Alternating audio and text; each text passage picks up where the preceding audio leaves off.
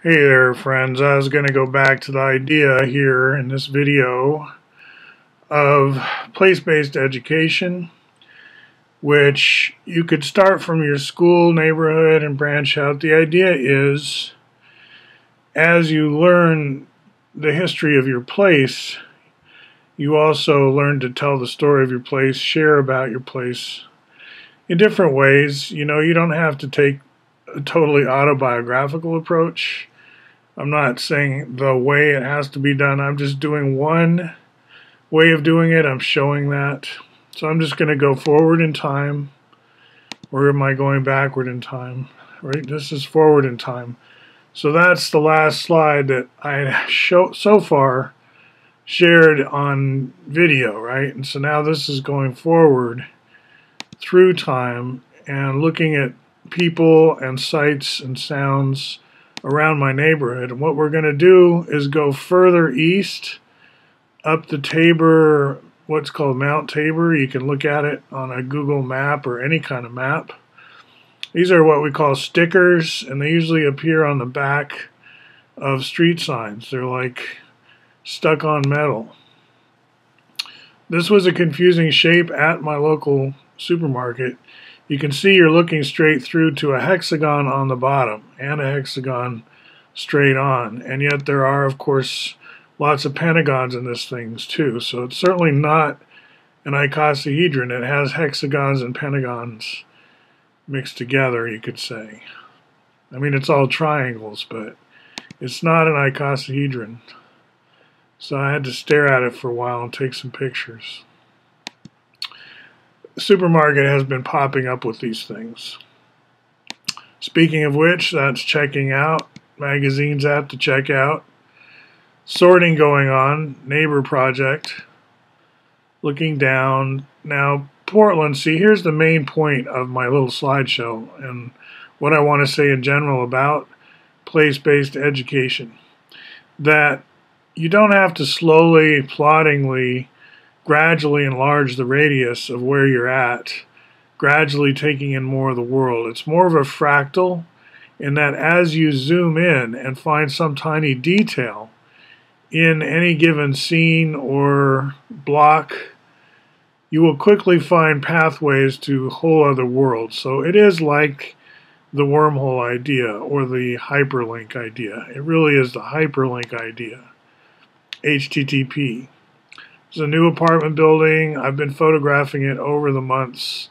So going back in my photo stream, there are periodic shots of that particular building under construction. These are the sort of gentle little gardens that Portlanders have. There's a lot of very picturesque neighborhoods. The Narnia light has been taken away. It is gone. So we're stuck in Narnia now. We'll never get back to England. We're stuck in the wardrobe. That could be my title. I think I'll put that here. No getting home now. Stuck in the wardrobe. Alright. So that was the main point. And I'm going to make it again, but I'm going to show also, here's a fork in the road. I'm going to show how we can dive into, say, math, like in the context of, okay, here's my place. Okay, clearly I have like wormholes to Asia all over the place, to China, this kind of trade war kind of thing. And we've got the newspapers here that fight against the Communist Party, but they're made by Chinese, right? So some of the people in these pictures I actually do know, and other people I don't. But I won't go into the details. I work out on these steps. Like I'm looking down and I want to go down. Here I am halfway down. And then I'm going to get to the bottom and look back up.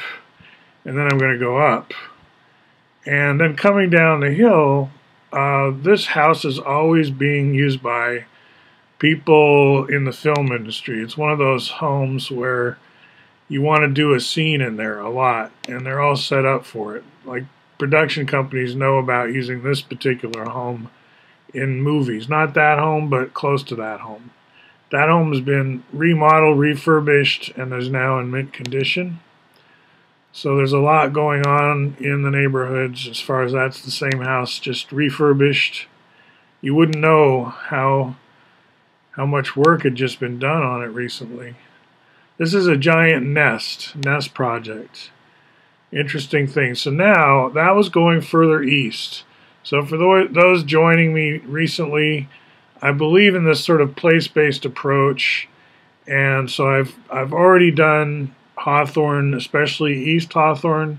Now we've gone further east all the way up to Tabor, and now we're going to go opposite direction, 180 degrees, right into downtown Portland. And this is crossing on foot over the Hawthorne Bridge and looking north to the Morrison Bridge. And beyond that, you can see the Oregon Convention Center. So this is looking down on the Willamette River. That's how we pronounce it, not Willamette, Willamette. And we're crossing the Hawthorne Bridge, we being myself and my camera in this case. These are not cell phone pictures. These are, again, I don't have the camera right here to show you, but it's been a trusty camera. I like these little ones. Very precise. So Portland is very under construction, a lot of brand new buildings. So it's kind of science fiction because it also has these gigantic old school counterweight bridges. Lift that up, and it does lift up and down all day long. It actually is used all the time to go up and down. So here's the math lesson where we dive into an IVM, or isotropic vector matrix octet truss. It's when you get the CCP ball packing and connect all adjacent touching spheres centers. The centers don't touch, but if any two spheres touch in a CCP, connect those two spheres with a metal rod. You could say metal. Doesn't really matter what material, but here it's metal, and the spheres must have been pretty big to start with. It's also closest packed rhombic dodecahedra, meaning totally packed, like there's no holes in that case. That's a totally... So this one's got an IVM or octet truss design, and you can see it's pretty big scale. So you can walk around in it, go over the street in it. And we call that the World Trade Center in this part of the world. And then more of the downtown vista. We're getting towards the end of my show. So this gives you a sense of in the other direction, across the Willamette River, and also how I just went into a math theme. So I picked something out of my environment that I could have gone much deeper into. I could have gone into math now for a long time and kept the place part, could have been a very small part of it. But here we're going inside out of that. We're spending a lot of time on place and just pointing at the trailways we could take, the trailheads off to various topics, including other parts of the world, such as Asia. We're very involved in Chinese politics here. You know, there's the different factions. People don't necessarily know that these debates are raging all around them with like free newspapers, but that's how it's been. If you're paying attention, you can see that there is a lot of processing going on. Portland is very much a part of Asia, I say. It's your first city in Asia going west is another thing I say.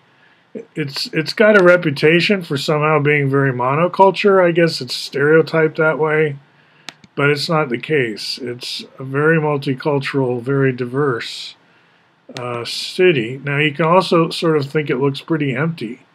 This is a Saturday in the middle of the day. It's kind of a lunch hour, and there's not a lot of people.